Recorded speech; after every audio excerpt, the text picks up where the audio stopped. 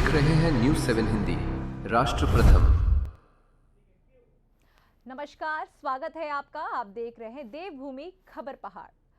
2026 की चार धाम यात्रा की अगर हम बात करें, आज के स्पेशल रिपोर्ट में हम आस्था, सुरक्षा और सरकार की तैयारी का पूरा लेखा जोखा लेकर सामने आए हैं। चार धाम यात्रा यानी आस्था की वह सबसे कठिन लेकिन सबसे पवित्र यात्रा, जहां हर कदम पर विश्वास की परीक्षा होती है। उत्तराखंड के ऊंचे ऊंचे पहाड़ों के बीच स्थित यमुनोत्री, गंगोत्री, केदारनाथ और बद्रीनाथ, यह चार धाम न सिर्फ धार्मिक दृष्टि से महत्वपूर्ण है, बल्कि भारत की संस्कृति और आध्यात्मिक पहचान का भी अहम हिस्सा है। साल 2026 की चार धाम यात्रा को लेकर इस बार सरकार पहले से कहीं ज्यादा सतर्क और सक्रिय नजर आ रही है।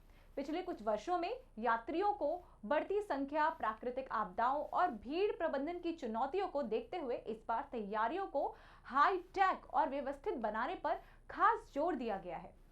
अगर हम बात करें, पहले बात करते हैं यात्रा की शुरुआत की।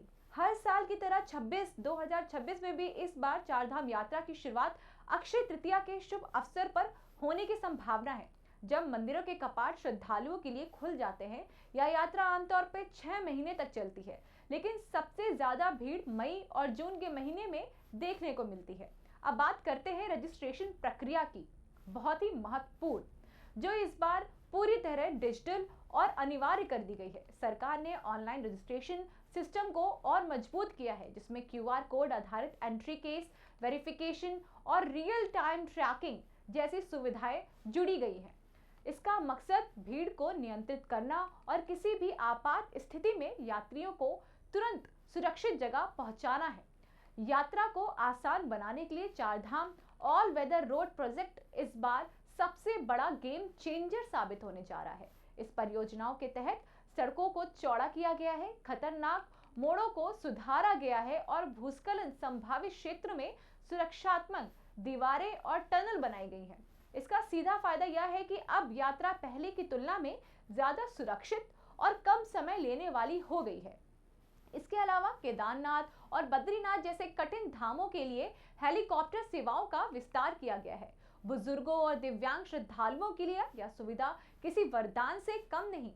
सरकार रोपवे प्रोजेक्ट पर भी काम कर रही है, जो आने वाले समय में यात्रा को और सुगम बना सकता है। स्वास्थ्य सुविधाओं की बात करें तो इस बार सरकार ने इस अपनी प्राथमिकता में सबसे ऊपर रखा है। ऊंचाई वाले इलाकों में ऑक्सीजन की कमी को देखते हुए हर कुछ किलोमीटर पर ऑक्सीजन बूथ स्थापित किए गए हैं। मोबाइल मेडिकल यूनिट, एम्बुलेंस और 24 घंटे डॉक्टरों की टीम तैनात की गई है। इसके साथ ही टेलीमेडिसिन सेवा भी शुरू कर दी गई है, जिससे विशेषज्ञ डॉक्टर दूर बैठकर भी मरीजों का इलाज कर सकेंगे। साथ ही रहने खाने की व्यवस्थाओं को भी पहले से बेहतर किया गया है। सरकारी गेस्ट हाउस, धर्मशाला, टेंट सिटी और नई जाने बहुत सारी योजनाओं को लेकर आए हैं, जिन्हें ऑनलाइन बुक किया जा सकता है। श्रद्धालुओं को सस्ती और स्वच्छ भोजन सुविधा देने के लिए कई फूड पॉइंट्स भी बढ़ाए गए हैं। सुरक्षा के लिहाज से भी इस बार कड़े इंतजाम किए गए हैं। पूरी यात्रा मार्ग CCTV कैमरे लगाए गए हैं, ड्रोन के जरिए निगरानी की जा रही है और AI आधारित सिस्टम में बड़ी विश्लेषण किया जा रहा है। SDRF और NDRF की टीम पर संवेदनशील इलाके में तैनात रहेगी, ताकि किसी भी आपदा से तुरंत निपट सकते हैं। हालांकि इन सभी तैयारियों के बावजूद कुछ चुनौतियां अभी भी बनी हुई है। पहाड़ों के मौसम का मिजाज कब बदल जाए यह कहना बहुत मुश्किल है। अचानक बारिश, भूस्खलन और ऊंचाई पर स्वास्थ्य समस्याएं यात्रियों के लिए जोखिम पैदा कर सकती है। इसीलिए सरकार लगातार एडवाइजरी जारी कर रही है कि श्रद्धालु यात्रा से पहले स्वास्थ्य जांच जरूर करवाएं और मौसम की जानकारी लेकर आगे बढ़े। इसके साथ ही पर्यावरण संरक्षण पर भी इस पर विशेष ध्यान दिए जा रहे हैं। ग्रीन चार धाम अभियान के तहत प्लास्टिक के उपयोग सख्त प्रतिबंध लगाया गया है।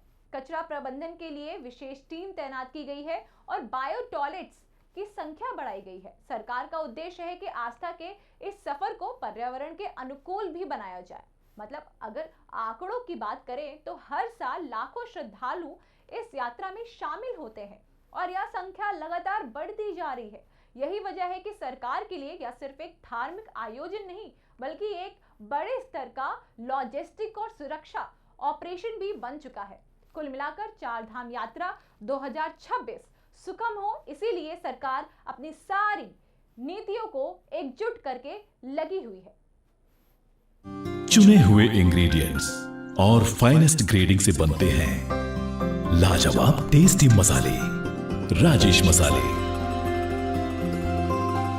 क्या चटपटा है राजेश मसाला, ट्राई करिए।